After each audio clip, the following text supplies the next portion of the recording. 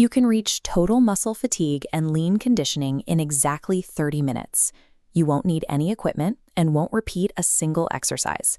This compares a standard 30-30 split against the high-density 40-20 interval engine. Working 40 seconds maximizes the time your muscles stay under tension, while capping rest at 20 seconds keeps your heart rate elevated for a high caloric burn. This diagram shows the 5-phase blueprint.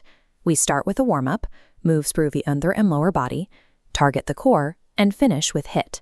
This sequence is designed to systematically exhaust specific muscle groups while ensuring your core remains stable enough to support you through the final, most difficult intervals.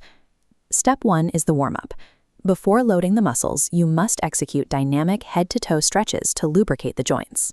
Skipping this phase significantly increases your risk of injury, especially when transitioning into high-tension 40-second intervals while the muscles are still cold.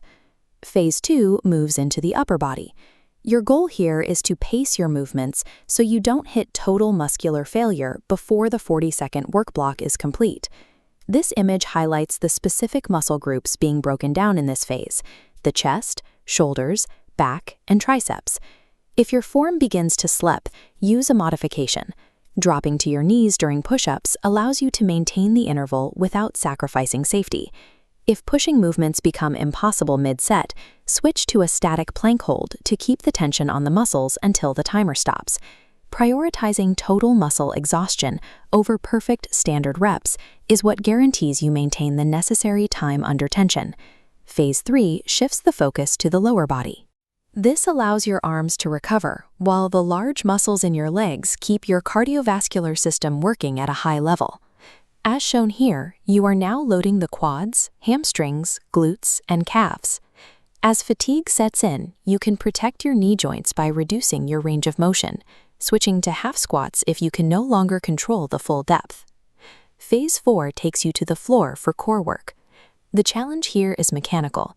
You must focus on active breathing even while your abdominals are under intense strain. This illustration identifies the targets for stabilization: the rectus abdominis and the obliques. You can maintain tension on the abs without stressing the lower back by planting your feet firmly during crunches to simplify the movement. Alternating extreme upper and lower body stress before finishing with core work trains the body to manage a high, continuous metabolic demand. Phase 5 is the intense HIIT finisher. This explosive finale is strictly engineered to completely empty your remaining physiological tank. This graph illustrates the caloric burn spiking during this phase. This triggers EPOC, keeping your metabolic rate elevated well after the 30-minute mark. To force this response, work with maximum explosiveness during these final 40-second blocks, pushing your heart rate to its peak threshold. The 20-second rest periods are mandatory and strict. Resisting the urge to pause longer is what forces your body to adapt to the volume.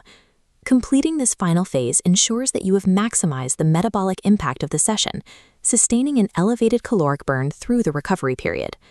By completing these 5 sequential phases with 0 repeats, you have trained every major muscle group and fulfilled the requirements of a high-intensity cardiovascular session in exactly 30 minutes. Your immediate post-workout priority is hydration and light static stretching to help your muscles begin the recovery process.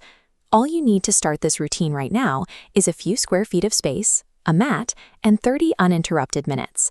Prepare your workout space, set your 40-20 interval timer, and commit yourself to the full duration without stopping.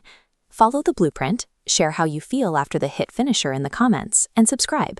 Share this routine with a friend to keep each other accountable.